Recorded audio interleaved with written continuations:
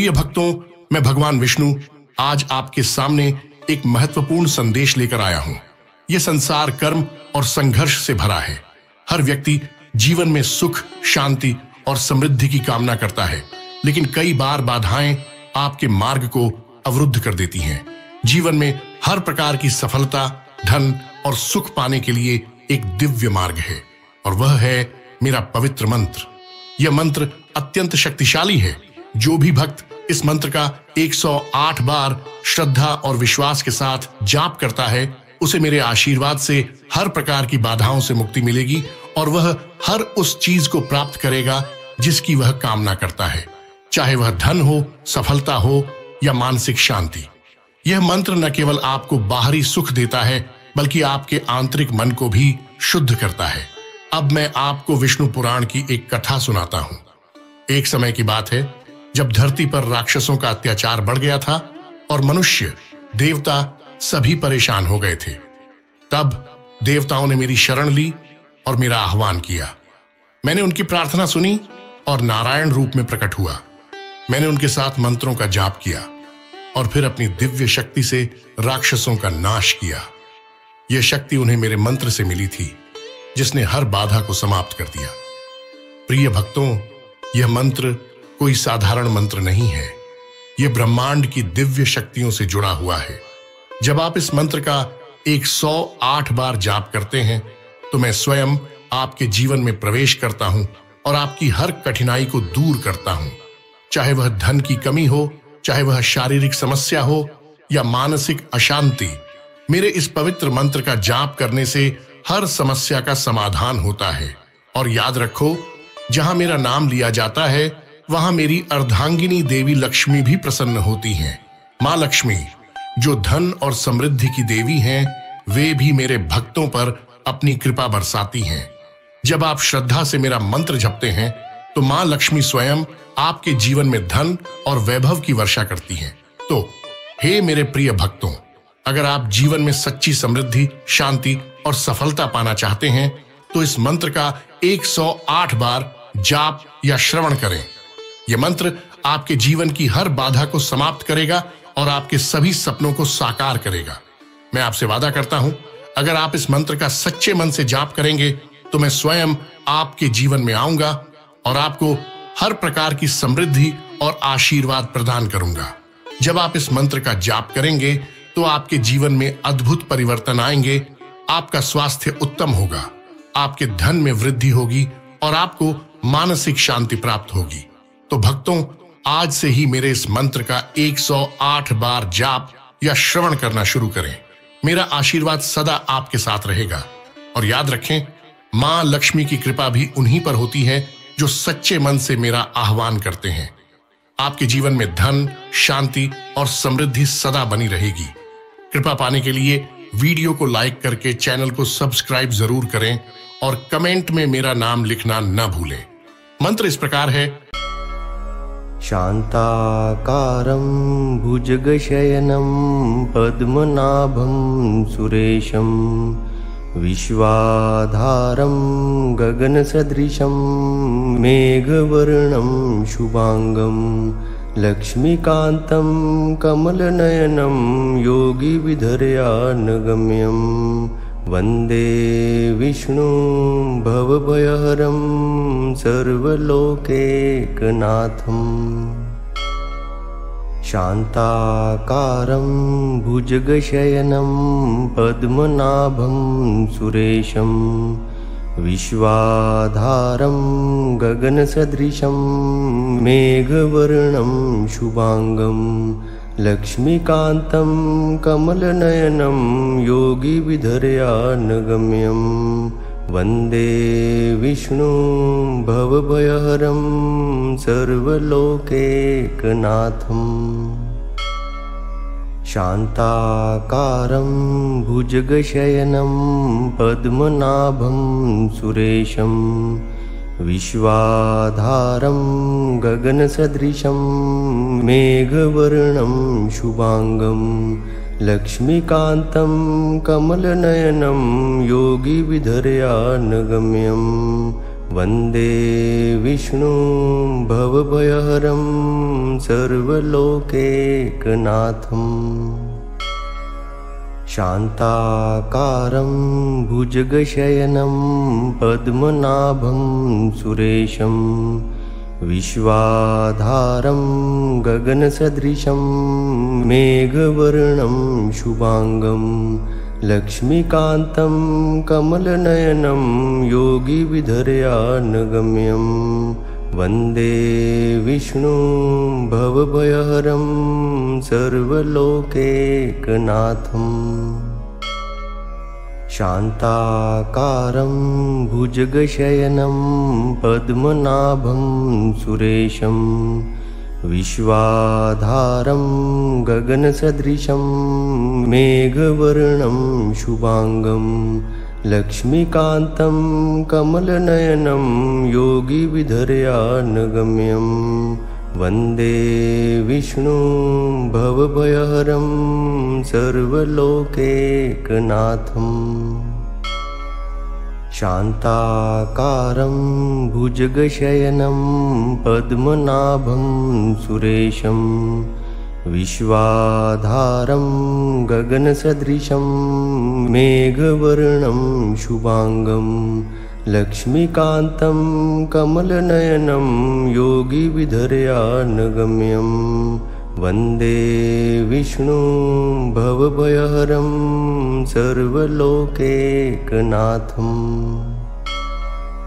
शान्ताकारं भुजगशयनं पद्मनाभं सुरेशं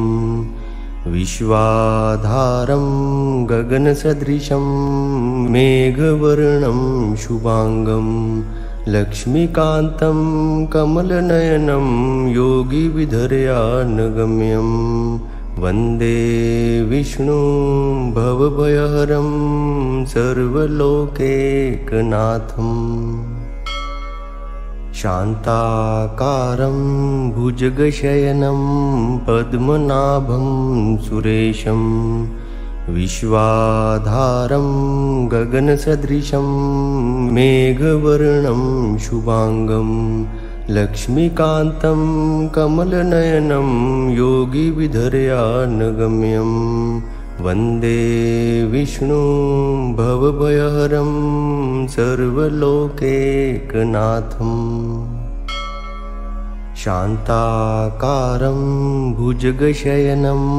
पद्मनाभं सुरेशं विश्वाधारं गगनसदृशं मेघवर्णं शुभांगं लक्ष्मीकान्तं कमलनयनं योगिविधर्यानगम्यं वन्दे विष्णुं भवभयहरं सर्वलोकैकनाथम् शान्ताकारं भुजगशयनं पद्मनाभं सुरेशं विश्वाधारं गगनसदृशं मेघवर्णं शुभांगं लक्ष्मीकान्तं कमलनयनं योगिविधर्यानगम्यं वन्दे विष्णुं भवभयहरं सर्वलोकैकनाथम् शान्ताकारं भुजगशयनं पद्मनाभं सुरेशं विश्वाधारं गगनसदृशं मेघवर्णं शुभांगं लक्ष्मीकान्तं कमलनयनं योगिविधर्यानगम्यं वन्दे विष्णुं भवभयहरं सर्वलोकैकनाथम् शान्ताकारं भुजगशयनं पद्मनाभं सुरेशं विश्वाधारं गगनसदृशं मेघवर्णं शुभांगं लक्ष्मीकान्तं कमलनयनं योगिविधर्यानगम्यं वन्दे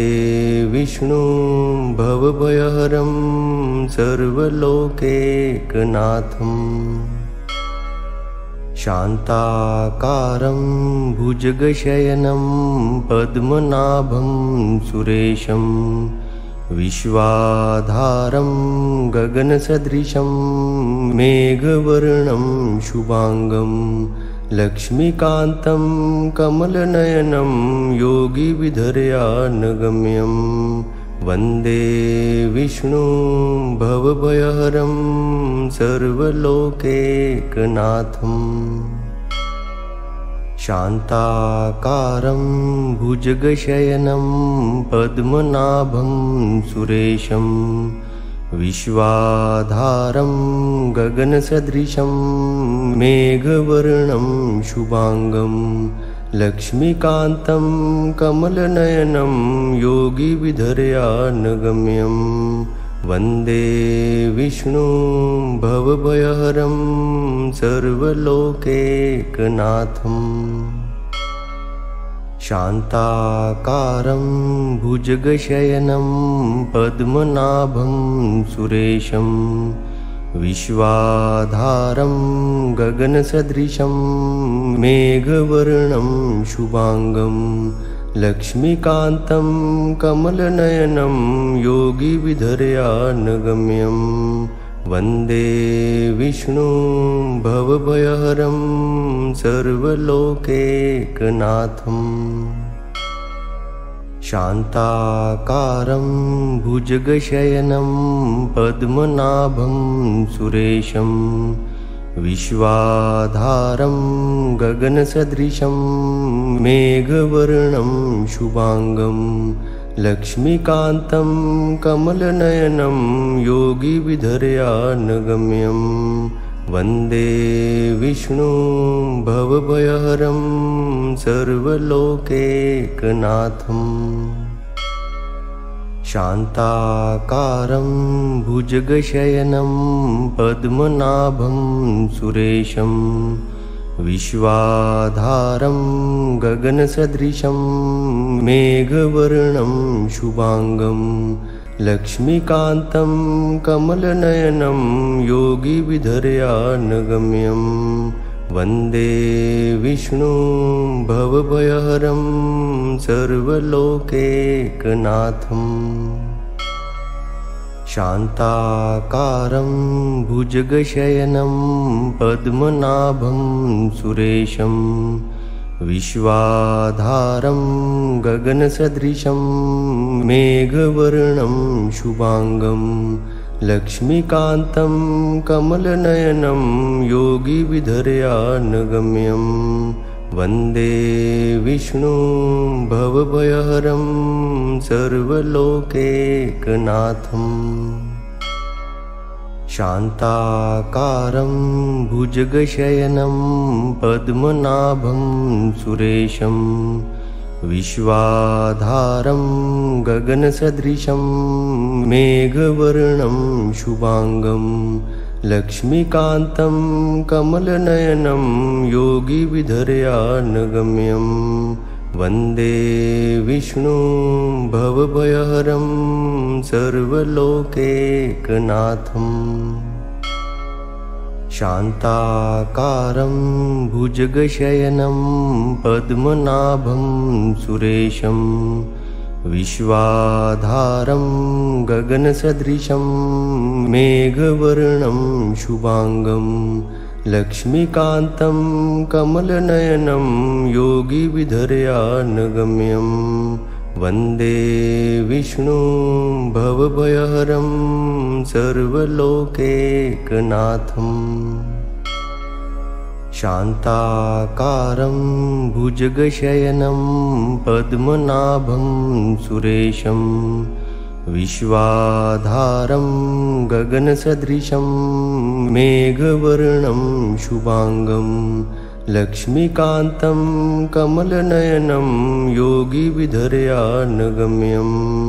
वन्दे विष्णुं भवभयहरं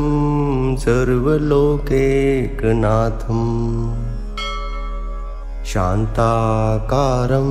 भुजगशयनं पद्मनाभं सुरेशं विश्वाधारं गगनसदृशं मेघवर्णं शुभांगं लक्ष्मीकान्तं कमलनयनं योगिविधर्यानगम्यं वन्दे विष्णुं भवभयहरं सर्वलोकैकनाथम् शान्ताकारं भुजगशयनं पद्मनाभं सुरेशं विश्वाधारं गगनसदृशं मेघवर्णं शुभांगं लक्ष्मीकान्तं कमलनयनं योगिविधर्यानगम्यं वन्दे विष्णुं भवभयहरं सर्वलोकैकनाथम् शान्ताकारं भुजगशयनं पद्मनाभं सुरेशं विश्वाधारं गगनसदृशं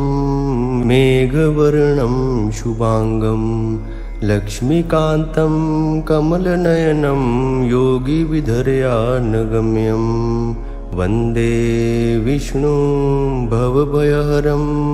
सर्वलोकैकनाथम्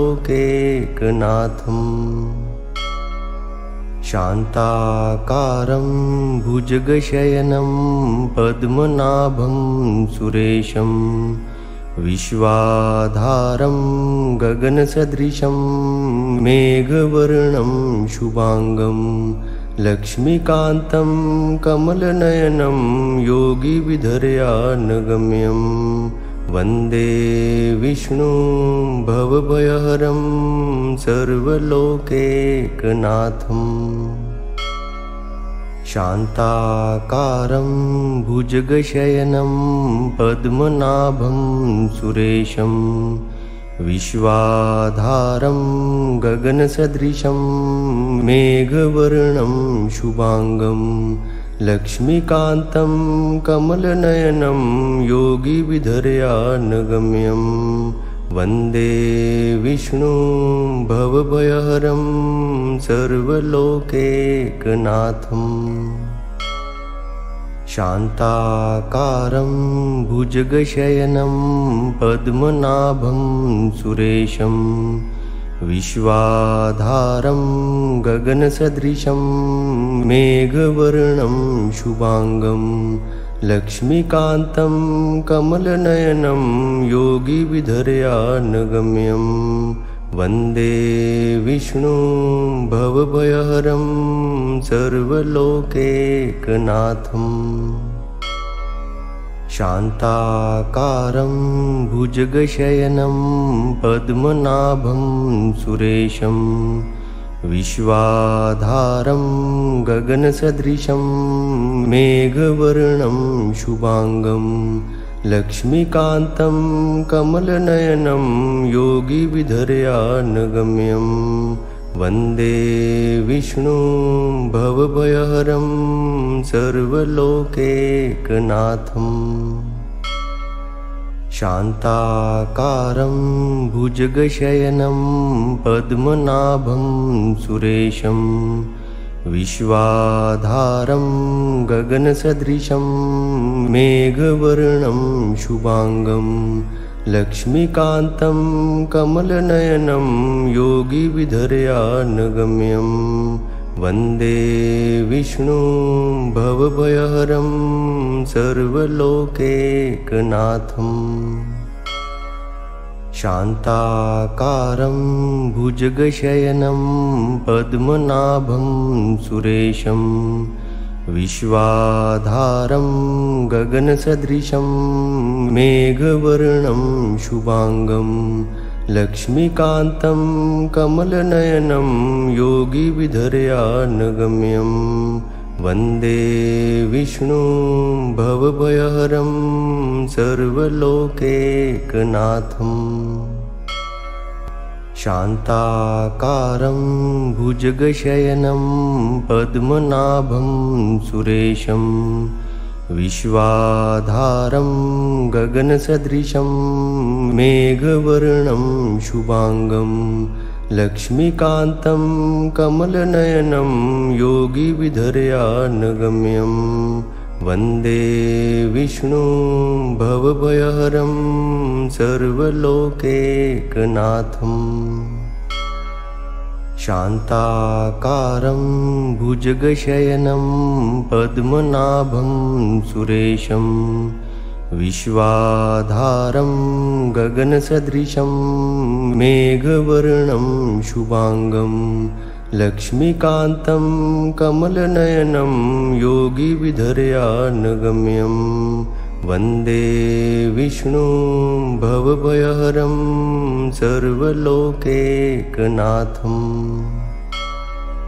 शान्ताकारं भुजगशयनं पद्मनाभं सुरेशं विश्वाधारं गगनसदृशं मेघवर्णं शुभांगं लक्ष्मीकान्तं कमलनयनं योगिविधर्यानगम्यं वन्दे विष्णुं भवभयहरं सर्वलोकैकनाथम् शान्ताकारं भुजगशयनं पद्मनाभं सुरेशं विश्वाधारं गगनसदृशं मेघवर्णं शुभांगं लक्ष्मीकान्तं कमलनयनं योगिविधर्यानगम्यं वन्दे विष्णुं भवभयहरं सर्वलोकैकनाथम् शान्ताकारं भुजगशयनं पद्मनाभं सुरेशं विश्वाधारं गगनसदृशं मेघवर्णं शुभांगं लक्ष्मीकान्तं कमलनयनं योगिविधर्यानगम्यं वन्दे विष्णुं भवभयहरं सर्वलोकैकनाथम् शान्ताकारं भुजगशयनं पद्मनाभं सुरेशं विश्वाधारं गगनसदृशं मेघवर्णं शुभांगं लक्ष्मीकान्तं कमलनयनं योगिविधर्यानगम्यं वन्दे विष्णुं भवभयहरं सर्वलोकैकनाथम् शान्ताकारं भुजगशयनं पद्मनाभं सुरेशं विश्वाधारं गगनसदृशं मेघवर्णं शुभांगं लक्ष्मीकान्तं कमलनयनं योगिविधर्यानगम्यं वन्दे विष्णुं भवभयहरं सर्वलोकैकनाथम् शान्ताकारं भुजगशयनं पद्मनाभं सुरेशं विश्वाधारं गगनसदृशं मेघवर्णं शुभांगं लक्ष्मीकान्तं कमलनयनं योगिविधर्यानगम्यं वन्दे विष्णुं भवभयहरं सर्वलोकैकनाथम् शान्ताकारं भुजगशयनं पद्मनाभं सुरेशं विश्वाधारं गगनसदृशं मेघवर्णं शुभांगं लक्ष्मीकान्तं कमलनयनं योगिविधर्यानगम्यं वन्दे विष्णुं भवभयहरं सर्वलोकैकनाथम् शान्ताकारं भुजगशयनं पद्मनाभं सुरेशं विश्वाधारं गगनसदृशं मेघवर्णं शुभांगं लक्ष्मीकान्तं कमलनयनं योगिविधर्यानगम्यं वन्दे विष्णुं भवभयहरं सर्वलोकैकनाथम् शान्ताकारं भुजगशयनं पद्मनाभं सुरेशं विश्वाधारं गगनसदृशं मेघवर्णं शुभांगं लक्ष्मीकान्तं कमलनयनं योगिविधर्यानगम्यं वन्दे विष्णुं भवभयहरं सर्वलोकैकनाथम् शान्ताकारं भुजगशयनं पद्मनाभं सुरेशं विश्वाधारं गगनसदृशं मेघवर्णं शुभांगं लक्ष्मीकान्तं कमलनयनं योगिविधर्यानगम्यं वन्दे विष्णुं भवभयहरं सर्वलोकैकनाथम् शान्ताकारं भुजगशयनं पद्मनाभं सुरेशं विश्वाधारं गगनसदृशं मेघवर्णं शुभांगं लक्ष्मीकान्तं कमलनयनं योगिविधर्यानगम्यं वन्दे विष्णुं भवभयहरं सर्वलोकैकनाथम् शान्ताकारं भुजगशयनं पद्मनाभं सुरेशं विश्वाधारं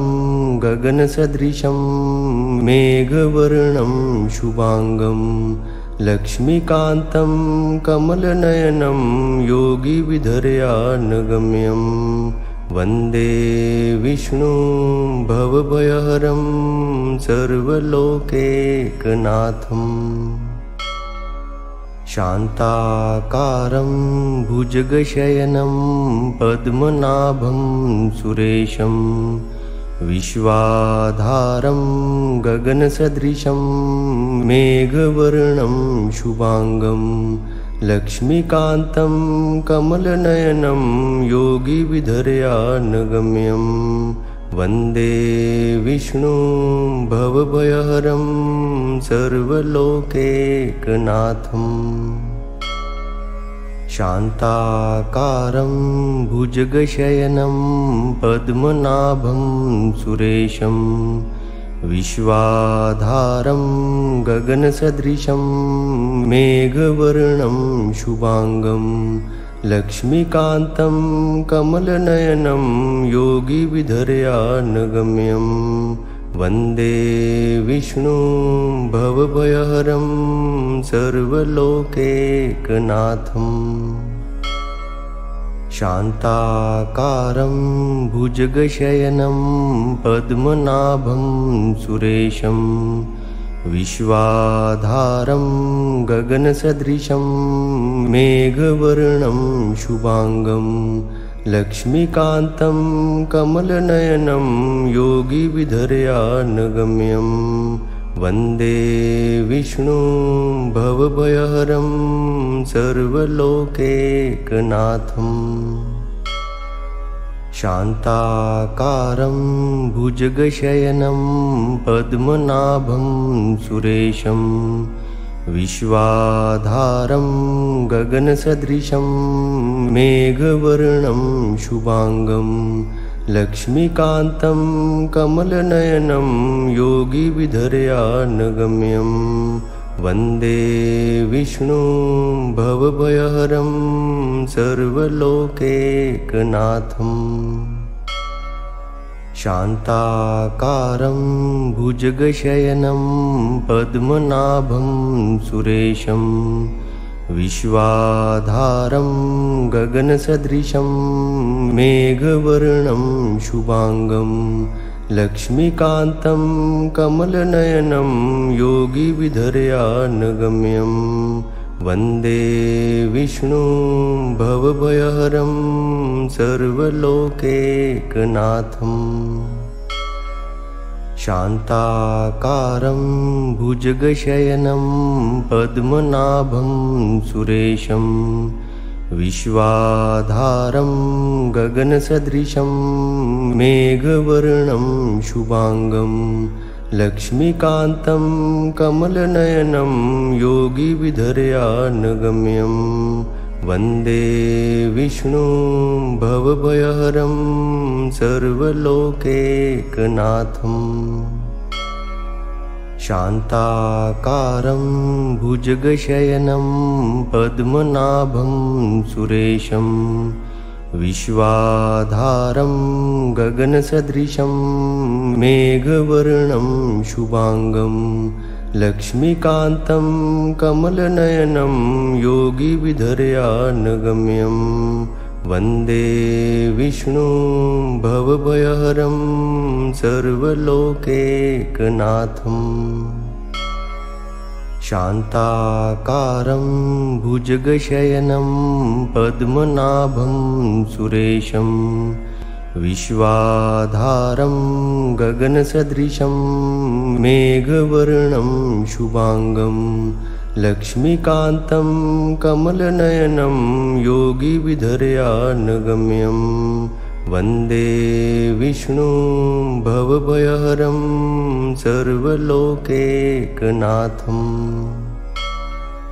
शान्ताकारं भुजगशयनं पद्मनाभं सुरेशं विश्वाधारं गगनसदृशं मेघवर्णं शुभांगं लक्ष्मीकान्तं कमलनयनं योगिविधर्यानगम्यं वन्दे विष्णुं भवभयहरं सर्वलोकैकनाथम् शान्ताकारं भुजगशयनं पद्मनाभं सुरेशं विश्वाधारं गगनसदृशं मेघवर्णं शुभांगं लक्ष्मीकान्तं कमलनयनं योगिविधर्यानगम्यं वन्दे विष्णुं भवभयहरं सर्वलोकैकनाथम् शान्ताकारं भुजगशयनं पद्मनाभं सुरेशं विश्वाधारं गगनसदृशं मेघवर्णं शुभांगं लक्ष्मीकान्तं कमलनयनं योगिविधर्यानगम्यं वन्दे विष्णुं भवभयहरं सर्वलोकैकनाथम् शान्ताकारं भुजगशयनं पद्मनाभं सुरेशं विश्वाधारं गगनसदृशं मेघवर्णं शुभांगं लक्ष्मीकान्तं कमलनयनं योगिविधर्यानगम्यं वन्दे विष्णुं भवभयहरं सर्वलोकैकनाथम् शान्ताकारं भुजगशयनं पद्मनाभं सुरेशं विश्वाधारं गगनसदृशं मेघवर्णं शुभांगं लक्ष्मीकान्तं कमलनयनं योगिविधर्यानगम्यं वन्दे विष्णुं भवभयहरं सर्वलोकैकनाथम् शान्ताकारं भुजगशयनं पद्मनाभं सुरेशं विश्वाधारं गगनसदृशं मेघवर्णं शुभांगं लक्ष्मीकान्तं कमलनयनं योगिविधर्यानगम्यं वन्दे विष्णुं भवभयहरं सर्वलोकैकनाथम् शान्ताकारं भुजगशयनं पद्मनाभं सुरेशं विश्वाधारं गगनसदृशं मेघवर्णं शुभांगं लक्ष्मीकान्तं कमलनयनं योगिविधर्यानगम्यं वन्दे विष्णुं भवभयहरं सर्वलोकैकनाथम् शान्ताकारं भुजगशयनं पद्मनाभं सुरेशं विश्वाधारं गगनसदृशं मेघवर्णं शुभांगं लक्ष्मीकान्तं कमलनयनं योगिविधर्यानगम्यं वन्दे विष्णुं भवभयहरं सर्वलोकैकनाथम्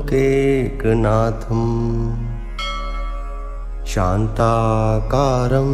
भुजगशयनं पद्मनाभं सुरेशं विश्वाधारं गगनसदृशं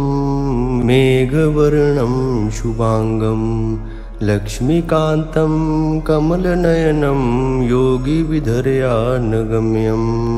वन्दे विष्णुं भवभयहरं सर्वलोकैकनाथम् शान्ताकारं भुजगशयनं पद्मनाभं सुरेशं विश्वाधारं गगनसदृशं मेघवर्णं शुभांगं लक्ष्मीकान्तं कमलनयनं योगिविधर्यानगम्यं वन्दे विष्णुं भवभयहरं सर्वलोकैकनाथम् शान्ताकारं भुजगशयनं पद्मनाभं सुरेशं विश्वाधारं गगनसदृशं मेघवर्णं शुभांगं लक्ष्मीकान्तं कमलनयनं योगिविधर्यानगम्यं वन्दे विष्णुं भवभयहरं सर्वलोकैकनाथम् शान्ताकारं भुजगशयनं पद्मनाभं सुरेशं विश्वाधारं गगनसदृशं मेघवर्णं शुभांगं लक्ष्मीकान्तं कमलनयनं योगिविधर्यानगम्यं वन्दे विष्णुं भवभयहरं सर्वलोकैकनाथम् शान्ताकारं भुजगशयनं पद्मनाभं सुरेशं विश्वाधारं गगनसदृशं मेघवर्णं शुभांगं लक्ष्मीकान्तं कमलनयनं योगिविधर्यानगम्यं वन्दे विष्णुं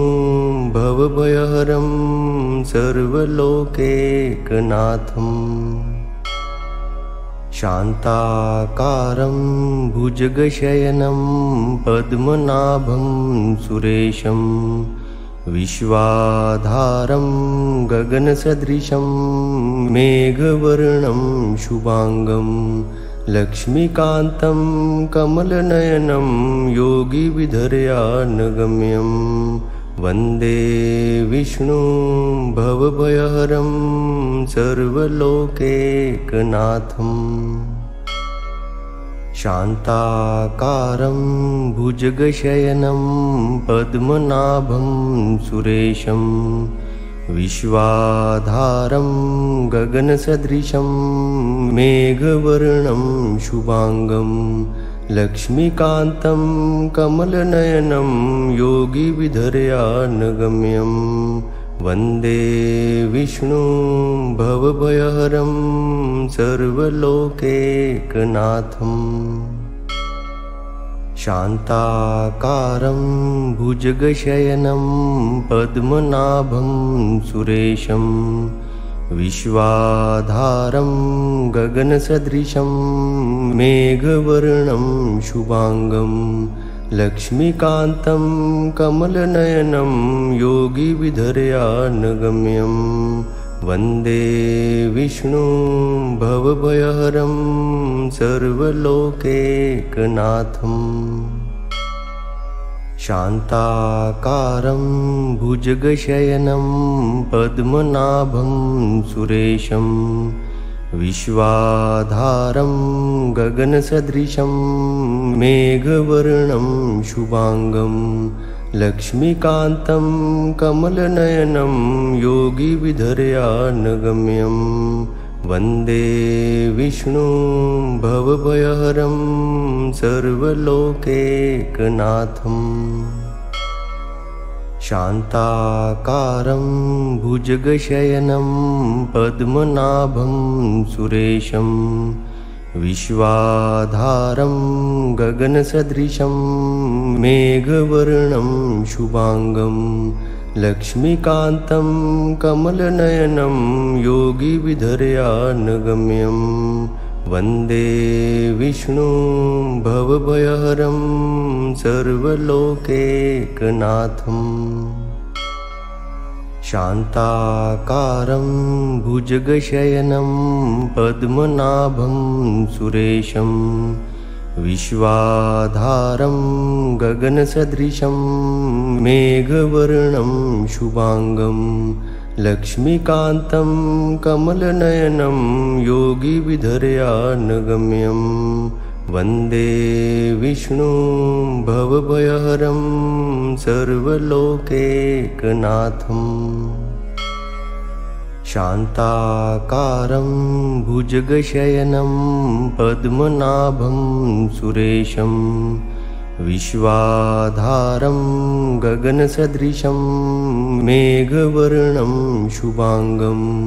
लक्ष्मीकान्तं कमलनयनं योगिविधर्यानगम्यं वन्दे विष्णुं भवभयहरं सर्वलोकैकनाथम्। शान्ताकारं भुजगशयनं पद्मनाभं सुरेशं विश्वाधारं गगनसदृशं मेघवर्णं शुभांगं लक्ष्मीकान्तं कमलनयनं योगिविधर्यानगम्यं वन्दे विष्णुं भवभयहरं सर्वलोकैकनाथम्। शान्ताकारं भुजगशयनं पद्मनाभं सुरेशं विश्वाधारं गगनसदृशं मेघवर्णं शुभांगं लक्ष्मीकान्तं कमलनयनं योगिविधर्यानगम्यं वन्दे विष्णुं भवभयहरं सर्वलोकैकनाथम्। शान्ताकारं भुजगशयनं पद्मनाभं सुरेशं विश्वाधारं गगनसदृशं मेघवर्णं शुभांगं लक्ष्मीकान्तं कमलनयनं योगिविधर्यानगम्यं वन्दे विष्णुं भवभयहरं सर्वलोकैकनाथम्। शान्ताकारं भुजगशयनं पद्मनाभं सुरेशं विश्वाधारं गगनसदृशं मेघवर्णं शुभांगं लक्ष्मीकान्तं कमलनयनं योगिविधर्यानगम्यं वन्दे विष्णुं भवभयहरं सर्वलोकैकनाथम्। शान्ताकारं भुजगशयनं पद्मनाभं सुरेशं विश्वाधारं गगनसदृशं मेघवर्णं शुभांगं लक्ष्मीकान्तं कमलनयनं योगिविधर्यानगम्यं वन्दे विष्णुं भवभयहरं सर्वलोकैकनाथम् शान्ताकारं भुजगशयनं पद्मनाभं सुरेशं विश्वाधारं गगनसदृशं मेघवर्णं शुभांगं लक्ष्मीकान्तं कमलनयनं योगिविधर्यानगम्यं वन्दे विष्णुं भवभयहरं सर्वलोकैकनाथम् शान्ताकारं भुजगशयनं पद्मनाभं सुरेशं विश्वाधारं गगनसदृशं मेघवर्णं शुभांगं लक्ष्मीकान्तं कमलनयनं योगिविधर्यानगम्यं वन्दे विष्णुं भवभयहरं सर्वलोकैकनाथम् शान्ताकारं भुजगशयनं पद्मनाभं सुरेशं विश्वाधारं गगनसदृशं मेघवर्णं शुभांगं लक्ष्मीकान्तं कमलनयनं योगिविधर्यानगम्यं वन्दे विष्णुं भवभयहरं सर्वलोकैकनाथम् शान्ताकारं भुजगशयनं पद्मनाभं सुरेशं विश्वाधारं गगनसदृशं मेघवर्णं शुभांगं लक्ष्मीकान्तं कमलनयनं योगिविधर्यानगम्यं वन्दे विष्णुं भवभयहरं सर्वलोकैकनाथम् शान्ताकारं भुजगशयनं पद्मनाभं सुरेशं विश्वाधारं गगनसदृशं मेघवर्णं शुभांगं लक्ष्मीकान्तं कमलनयनं योगिविधर्यानगम्यं वन्दे विष्णुं भवभयहरं सर्वलोकैकनाथम् शान्ताकारं भुजगशयनं पद्मनाभं सुरेशं विश्वाधारं गगनसदृशं मेघवर्णं शुभांगं लक्ष्मीकान्तं कमलनयनं योगिविधर्यानगम्यं वन्दे विष्णुं भवभयहरं सर्वलोकैकनाथम् शान्ताकारं भुजगशयनं पद्मनाभं सुरेशं विश्वाधारं गगनसदृशं मेघवर्णं शुभांगं लक्ष्मीकान्तं कमलनयनं योगिविधर्यानगम्यं वन्दे विष्णुं भवभयहरं सर्वलोकैकनाथम् शान्ताकारं भुजगशयनं पद्मनाभं सुरेशं विश्वाधारं गगनसदृशं मेघवर्णं शुभांगं लक्ष्मीकान्तं कमलनयनं योगिविधर्यानगम्यं वन्दे विष्णुं भवभयहरं सर्वलोकैकनाथम् शान्ताकारं भुजगशयनं पद्मनाभं सुरेशं विश्वाधारं गगनसदृशं मेघवर्णं शुभांगं लक्ष्मीकान्तं कमलनयनं योगिविधर्यानगम्यं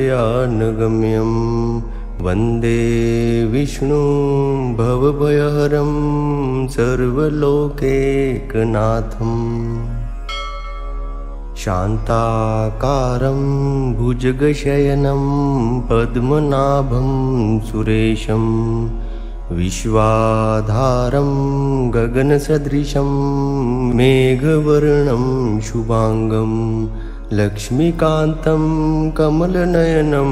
योगिविधर्यानगम्यं वन्दे विष्णुं भवभयहरं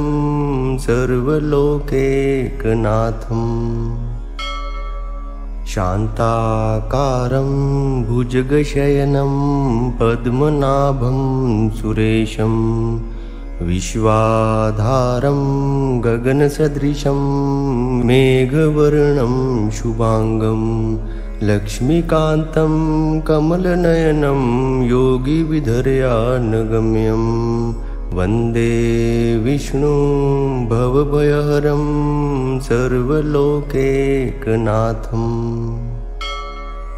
शान्ताकारं भुजगशयनं पद्मनाभं सुरेशं विश्वाधारं गगनसदृशं मेघवर्णं शुभांगं लक्ष्मीकान्तं कमलनयनं योगिविधर्यानगम्यं वन्दे विष्णुं भवभयहरं सर्वलोकैकनाथम् शान्ताकारं भुजगशयनं पद्मनाभं सुरेशं विश्वाधारं गगनसदृशं मेघवर्णं शुभांगं लक्ष्मीकान्तं कमलनयनं योगिविधर्यानगम्यं वन्दे विष्णुं भवभयहरं सर्वलोकैकनाथम् शान्ताकारं भुजगशयनं पद्मनाभं सुरेशं विश्वाधारं गगनसदृशं मेघवर्णं शुभांगं लक्ष्मीकान्तं कमलनयनं योगिविधर्यानगम्यं वन्दे विष्णुं भवभयहरं सर्वलोकैकनाथम् शान्ताकारं भुजगशयनं पद्मनाभं सुरेशं विश्वाधारं गगनसदृशं मेघवर्णं शुभांगं लक्ष्मीकान्तं कमलनयनं योगिविधर्यानगम्यं वन्दे विष्णुं भवभयहरं सर्वलोकैकनाथम् शान्ताकारं भुजगशयनं पद्मनाभं सुरेशं विश्वाधारं गगनसदृशं मेघवर्णं शुभांगं लक्ष्मीकान्तं कमलनयनं योगिविधर्यानगम्यं वन्दे विष्णुं भवभयहरं सर्वलोकैकनाथम् शान्ताकारं भुजगशयनं पद्मनाभं सुरेशं विश्वाधारं गगनसदृशं मेघवर्णं शुभांगं लक्ष्मीकान्तं कमलनयनं योगिविधर्यानगम्यं वन्दे विष्णुं भवभयहरं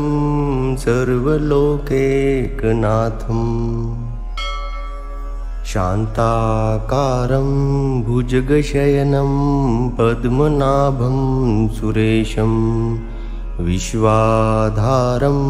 गगनसदृशं मेघवर्णं शुभांगं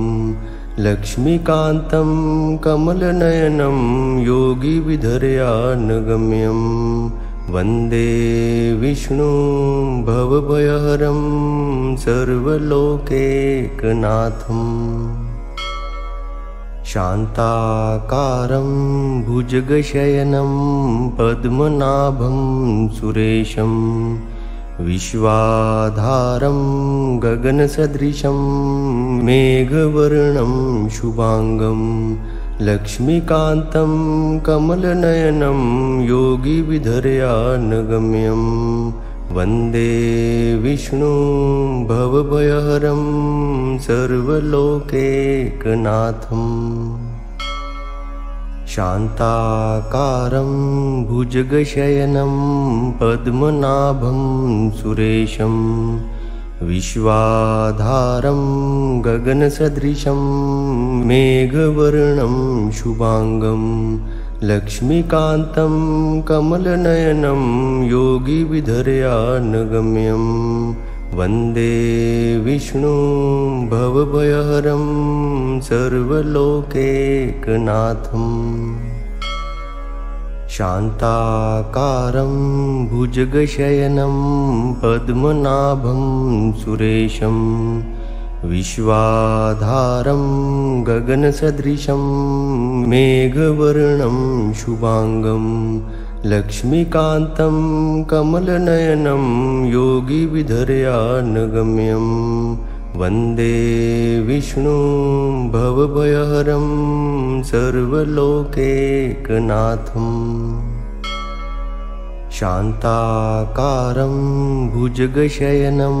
पद्मनाभं सुरेशं विश्वाधारं गगनसदृशं मेघवर्णं शुभांगं लक्ष्मीकान्तं कमलनयनं योगिविधर्यानगम्यं वन्दे विष्णुं भवभयहरं सर्वलोकैकनाथम्। शान्ताकारं भुजगशयनं पद्मनाभं सुरेशं विश्वाधारं गगनसदृशं मेघवर्णं शुभांगं लक्ष्मीकान्तं कमलनयनं योगिविधर्यानगम्यं वन्दे विष्णुं भवभयहरं सर्वलोकैकनाथम्। शान्ताकारं भुजगशयनं पद्मनाभं सुरेशं विश्वाधारं गगनसदृशं मेघवर्णं शुभांगं लक्ष्मीकान्तं कमलनयनं योगिविधर्यानगम्यं वन्दे विष्णुं भवभयहरं सर्वलोकैकनाथम्। शान्ताकारं भुजगशयनं पद्मनाभं सुरेशं विश्वाधारं गगनसदृशं मेघवर्णं शुभांगं लक्ष्मीकान्तं कमलनयनं योगिविधर्यानगम्यं वन्दे विष्णुं भवभयहरं सर्वलोकैकनाथम्। शान्ताकारं भुजगशयनं पद्मनाभं सुरेशं विश्वाधारं गगनसदृशं मेघवर्णं शुभांगं लक्ष्मीकान्तं कमलनयनं योगिविधर्यानगम्यं वन्दे विष्णुं भवभयहरं सर्वलोकैकनाथम्। शान्ताकारं भुजगशयनं पद्मनाभं सुरेशं विश्वाधारं गगनसदृशं मेघवर्णं शुभांगं लक्ष्मीकान्तं कमलनयनं योगिविधर्यानगम्यं वन्दे विष्णुं भवभयहरं सर्वलोकैकनाथम्। शान्ताकारं भुजगशयनं पद्मनाभं सुरेशं विश्वाधारं गगनसदृशं मेघवर्णं शुभांगं लक्ष्मीकान्तं कमलनयनं योगिविधर्यानगम्यं वन्दे विष्णुं भवभयहरं सर्वलोकैकनाथम्। शान्ताकारं भुजगशयनं पद्मनाभं सुरेशं विश्वाधारं गगनसदृशं मेघवर्णं शुभांगं लक्ष्मीकान्तं कमलनयनं योगिविधर्यानगम्यं वन्दे विष्णुं भवभयहरं सर्वलोकैकनाथम्। शान्ताकारं भुजगशयनं पद्मनाभं सुरेशं विश्वाधारं गगनसदृशं मेघवर्णं शुभांगं लक्ष्मीकान्तं कमलनयनं योगिविधर्यानगम्यं वन्दे विष्णुं भवभयहरं सर्वलोकैकनाथम्। शान्ताकारं भुजगशयनं पद्मनाभं सुरेशं विश्वाधारं गगनसदृशं मेघवर्णं शुभांगं लक्ष्मीकान्तं कमलनयनं योगिविधर्यानगम्यं वन्दे विष्णुं भवभयहरं सर्वलोकैकनाथम्। शान्ताकारं भुजगशयनं पद्मनाभं सुरेशं विश्वाधारं गगनसदृशं मेघवर्णं शुभांगं लक्ष्मीकान्तं कमलनयनं योगिविधर्यानगम्यं वन्दे विष्णुं भवभयहरं सर्वलोकैकनाथम्। शान्ताकारं भुजगशयनं पद्मनाभं सुरेशं विश्वाधारं गगनसदृशं मेघवर्णं शुभांगं लक्ष्मीकान्तं कमलनयनं योगिविधर्यानगम्यं वन्दे विष्णुं भवभयहरं सर्वलोकैकनाथम्। शान्ताकारं भुजगशयनं पद्मनाभं सुरेशं विश्वाधारं गगनसदृशं मेघवर्णं शुभांगं लक्ष्मीकान्तं कमलनयनं योगिविधर्यानगम्यं वन्दे विष्णुं भवभयहरं सर्वलोकैकनाथम्। शान्ताकारं भुजगशयनं पद्मनाभं सुरेशं विश्वाधारं गगनसदृशं मेघवर्णं शुभांगं लक्ष्मीकान्तं कमलनयनं योगिविधर्यानगम्यं वन्दे विष्णुं भवभयहरं सर्वलोकैकनाथम्। शान्ताकारं भुजगशयनं पद्मनाभं सुरेशं विश्वाधारं गगनसदृशं मेघवर्णं शुभांगं लक्ष्मीकान्तं कमलनयनं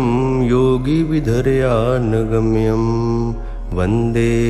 विष्णुं भवभयहरं सर्वलोकैकनाथम्। शान्ताकारं भुजगशयनं पद्मनाभं सुरेशं विश्वाधारं गगनसदृशं मेघवर्णं शुभांगं लक्ष्मीकान्तं कमलनयनं योगिविधर्यानगम्यं वन्दे विष्णुं भवभयहरं सर्वलोकैकनाथम् शान्ताकारं भुजगशयनं पद्मनाभं सुरेशं विश्वाधारं गगनसदृशं मेघवर्णं शुभांगं लक्ष्मीकान्तं कमलनयनं योगिविधर्यानगम्यं वन्दे विष्णुं भवभयहरं सर्वलोकैकनाथम् शान्ताकारं भुजगशयनं पद्मनाभं सुरेशं विश्वाधारं गगनसदृशं मेघवर्णं शुभांगं लक्ष्मीकान्तं कमलनयनं योगिविधर्यानगम्यं वन्दे विष्णुं भवभयहरं सर्वलोकैकनाथम् शान्ताकारं भुजगशयनं पद्मनाभं सुरेशं विश्वाधारं गगनसदृशं मेघवर्णं शुभांगं लक्ष्मीकान्तं कमलनयनं योगिविधर्यानगम्यं वन्दे विष्णुं भवभयहरं सर्वलोकैकनाथम् शान्ताकारं भुजगशयनं पद्मनाभं सुरेशं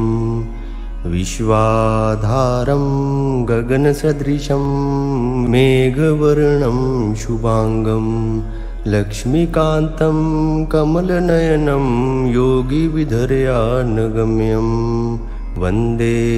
विष्णुं भवभयहरं सर्वलोकैकनाथम् शान्ताकारं भुजगशयनं पद्मनाभं सुरेशं विश्वाधारं गगनसदृशं मेघवर्णं शुभांगं लक्ष्मीकान्तं कमलनयनं योगिविधर्यानगम्यं वन्दे विष्णुं भवभयहरं सर्वलोकैकनाथम् शान्ताकारं भुजगशयनं पद्मनाभं सुरेशं विश्वाधारं गगनसदृशं मेघवर्णं शुभांगं लक्ष्मीकान्तं कमलनयनं योगिविधर्यानगम्यं वन्दे विष्णुं भवभयहरं सर्वलोकैकनाथम्